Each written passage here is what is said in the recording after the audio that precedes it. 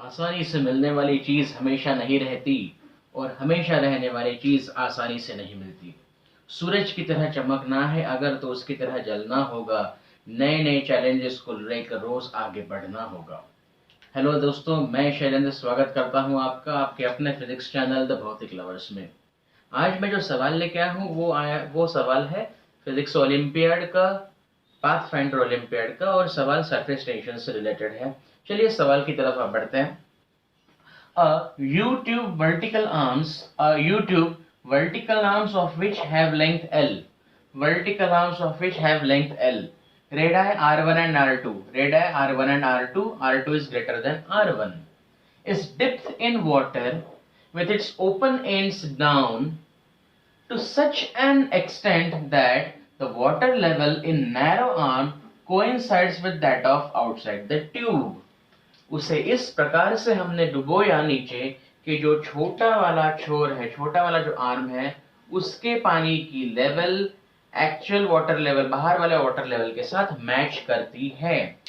सवाल क्या पूछा है? Find water level in the wider arm.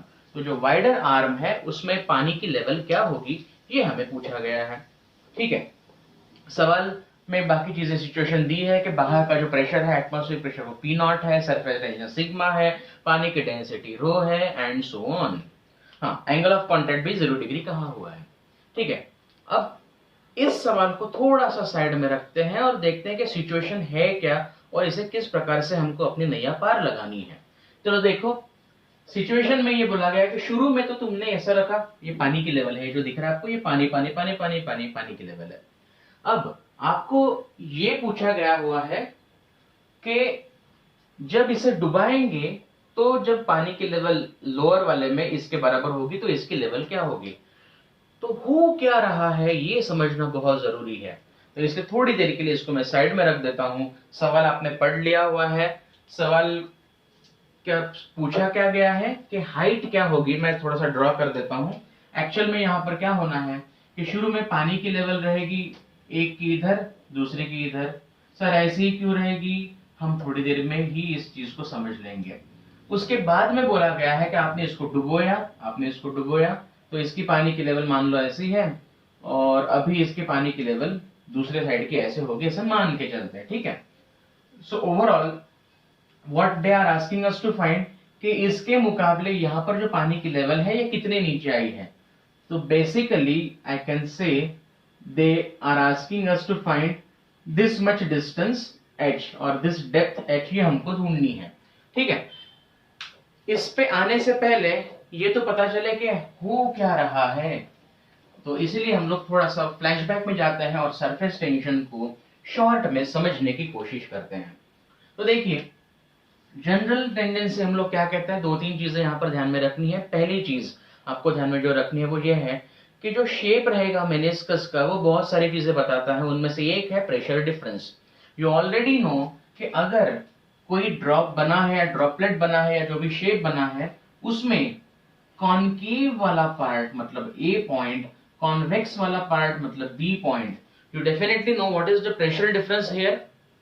तो फॉर्मूला उसका आता है pressure at A minus pressure at point B is equal to what, 2 into t by r। r है रेडियस ऑफ कर्वेचर, पर अगर आप उसी को रेडियस ऑफ द ट्यूब से करते हो तो क्या आ जाता है, वो आता है 2t by r, और यहाँ पर आ जाता है cos थीटा। इस प्रकार का कुछ बनता है, याद है? अच्छा, ये एक चीज। दूसरी चीज आपको याद रखनी है पास्कल का नियम। पास्कल सर का क्या कहना था कि चीजें जो होंगी वो high pressure to low pressure flow होंगी। कब तक होंगी? जब तक दोनों का प्रेशर सेम ना हो जाए, यानी कि दिए हुए डेप्थ पे प्रेशर, ओवरऑल प्रेशर जो है वो सेम रहता है। ठीक है, इन दो चीजों को ध्यान में रखते हुए हम लोग आगे कुछ करते हैं। अब हमें ये देखना है कि शुरुआत में ही पानी ऊपर की तरफ क्यों चढ़ा, क्यों ऐसे कैपिलरी एक्शन हुई। चलो एक बार उस पर चर्चा कर ली जाए। मान के चले भाई कि आपको एक ट्यूब दी हुई है। ओके, इस ट्यूब को रखा हमने पानी की सतह पे, पानी पे टच करा। अब जैसे आप उसे पानी से टच करोगे, ये पानी यहां तक आ गया। ठीक है, now you see, let's talk something about the pressures here. कुछ पॉइंट्स ले लेते हैं। लेट अस से कौन से लूं, ये पॉइंट ए, ये दूसरा पॉइंट बी, ये तीसरा पॉइंट सी। ठीक है, ये 3 पॉइंट्स ले लिए मैंने। अच्छा, ए और बी दोनों हवा में है ना? हाँ, तो यहाँ पर दोनों पे जो प्रेशर आएगा वो कौन सा आएगा? एटमॉस्फेरिक प्रेशर आएगा। तो लेट अस से एटमॉस्फेरिक प्रेशर पी नॉट, वही ए का प्रेशर है और वही प्रेशर है बी का। हाँ कि ना? हाँ सर। अच्छा, दूसरी बात देखो, बी पॉइंट कॉनकेव है, सी पॉइंट कॉन्वेक्स है, और हमने पहले ही बोला था कि बी पॉइंट का जो प्रेशर है वो सी के मुकाबले ज्यादा रहेगा। हाँ या ना? हाँ बिल्कुल। तो अगर आप प्रॉपरली देखें तो ए पॉइंट, या फिर ये जस्ट यहां पर बना दिया मैंने, ठीक है, ये ए पॉइंट का प्रेशर सी पॉइंट के मुकाबले ज्यादा है, इसलिए यहां पर इक्विलिब्रियम नहीं आएगा। और जहां पर इक्विलिब्रियम नहीं आएगा, क्या होगा? चीजें फ्लो होंगी high pressure to low pressure. कब तक होंगी सर? तब तक होंगी जब तक बहती जाएंगी, जब तक दोनों तरफ का दबाव सेम ना हो। So what is going to happen my dear friends, के अब ए पॉइंट पे प्रेशर ज्यादा है, सी पॉइंट पे प्रेशर कम है, और इसीलिए ये चलते जाएगा, ऊपर चढ़ते जाएगा, चढ़ते जाएगा। कब तक चढ़ेगा? तब तक चढ़ेगा जब तक इस पॉइंट का प्रेशर और इस पॉइंट का प्रेशर पूरी तरह से सेम यानी समान ना हो जाए। अच्छा ठीक है, ओके। तो इक्विलिब्रियम की बात करते हैं। लेट अस से फिर से वही बात, ये रहा आपका पॉइंट बी, ये रहा आपका पॉइंट सी, और ये रहा आपका पॉइंट डी। क्या इक्विलिब्रियम है? हाँ सर इक्विलिब्रियम है। तो क्या मैं ये कहता हूं कि सेम डेप्थ पे प्रेशर सेम होंगे? हाँ बिल्कुल सेम होंगे। यानी कि pressure at point A must be equal to pressure at point D. पर डी पॉइंट पे जो प्रेशर है वो किन की वजह से है?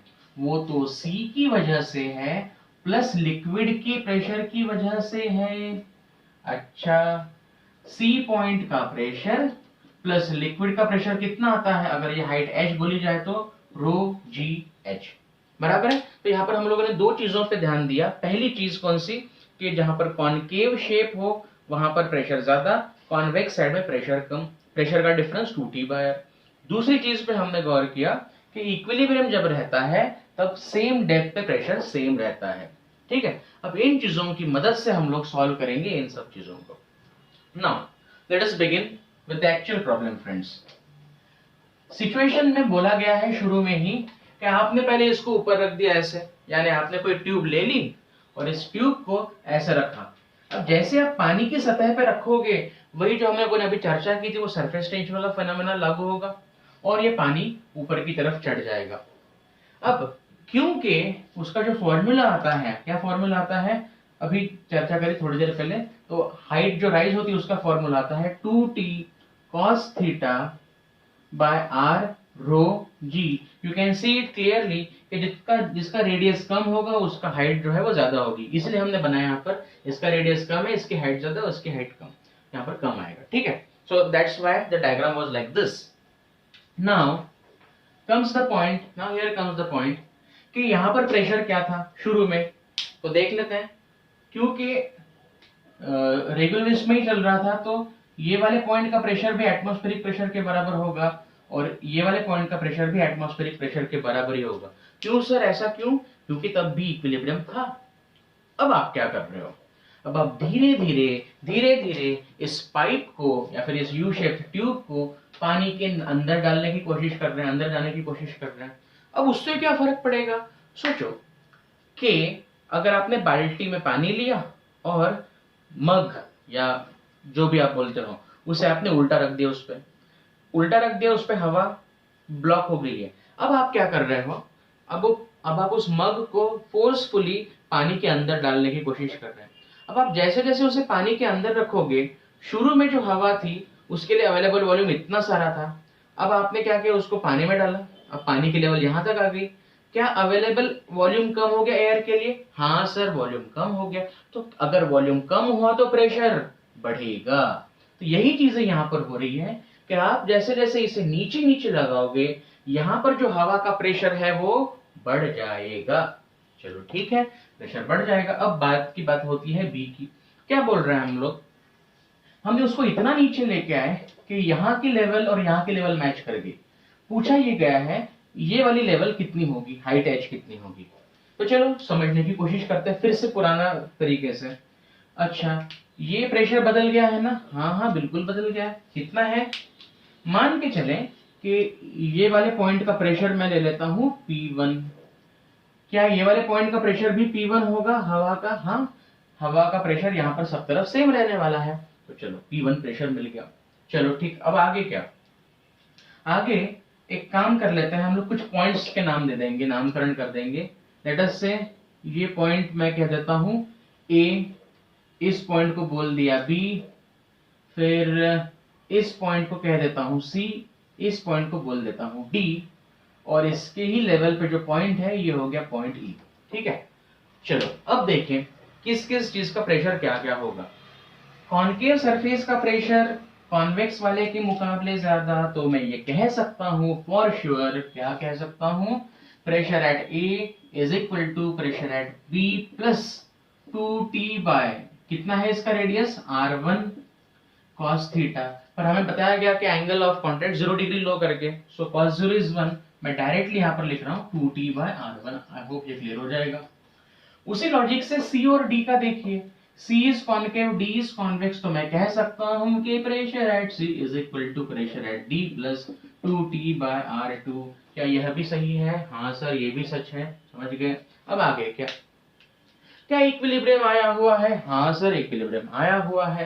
तो दिए हुए पानी के डेप्थ पे प्रेशर सेम होगा? हाँ सेम होगा। अब देख लो, यहां से मैं ये वाला पॉइंट ले रहा हूं, तो ये जो हॉरिजॉन्टल लेयर है, लेवल है, इस पॉइंट का प्रेशर और इस पॉइंट का प्रेशर फॉर श्योर सेम होगा। हाँ हाँ बिल्कुल सेम होगा। यानी मैं ये कह दूंगा यहाँ पर कि pressure at point E is equal to pressure at point D। हाँ बिल्कुल, पर ई पॉइंट पे जो प्रेशर है वो किसकी वजह से है? वो तो बी की वजह से है, और तो और लिक्विड की वजह से। इतना लिक्विड भी वहां पर कंसिडर करना पड़ेगा। So plus pressure of liquid is equal to pressure at point D, pressure at point D. Okay, चलो काम पे लग जाते हैं। प्रेशर एट पॉइंट बी कितना हुआ? वो हो गया pressure at A minus 2T by R1। तो लिख लेते हैं प्रेशर एट पॉइंट बी कितना हुआ?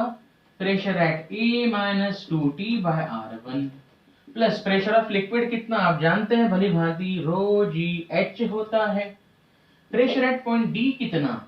वो तो pressure at C minus 2T by R2। क्या ये भी सही है? हाँ सही है। अब एक और चीज गौर फरमाइए, A पॉइंट का प्रेशर P1, C पॉइंट का प्रेशर P1, यानी दोनों के प्रेशर सेम हुए, और अगर दोनों के प्रेशर सेम हुए, इसका भी प्रेशर सेम हुआ P1 के बराबर, तो ये तो कट गए। What is left now friends with you is this remaining term, यहां पर लिख देता हूं, जगह नहीं बची है। वो हो गया आपका कितना? Rho g h is equal to 2T common 1 by R1 minus 1 by R2, and hence the required answer is what? 2 into tension को हमने सिग्मा बोला था, चलो ठीक है, 2 into सिग्मा बाय कितना? रो जी, और ये कितना हो जाएगा? R2 minus R1 by R1 into R2। This is the depth H।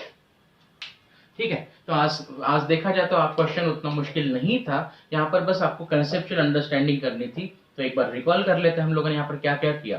पहला पॉइंट हमको जो यहाँ पर इस सवाल में ये समझना है वो ये है कि जब कॉनकेव पार्ट और कॉन्वेक्स पार्ट हो, कॉनकेव का प्रेशर ज्यादा, कॉन्वेक्स का कम, कितना डिफरेंस रहेगा? 2T बाय R1 या 4T बाय R, डिपेंड करता है कौन से सरफेसेस है। दूसरी बात, जब इक्विलिब्रियम आएगा तो डेप्थ पे, दी हुए डेप्थ पे सबका प्रेशर सेम रहेगा। इन दो चीजों का यूज करके हमने इसे सॉल्व किया। ठीक है, so that was the whole solution for the question. One more thing my dear friends, जो भी आपको लगता है, जैसे मान लीजिए बहुत लोगों ने कहा है कि नीट के लिए भी सर लीजिए, मेंस के लिए भी आप ले लीजिए, तो अगर आपको लगता है कि मेंस के लिए या नीट के लिए हम लोगों ने सवाल लेने चाहिए तो प्लीज कमेंट्स कीजिएगा, so that I can start up with that stuff also, not issue at all. One more thing, subscribe करो यार, लाइक करो, बेल बटन दबाओ, है ना। चलो, have a good day, bye.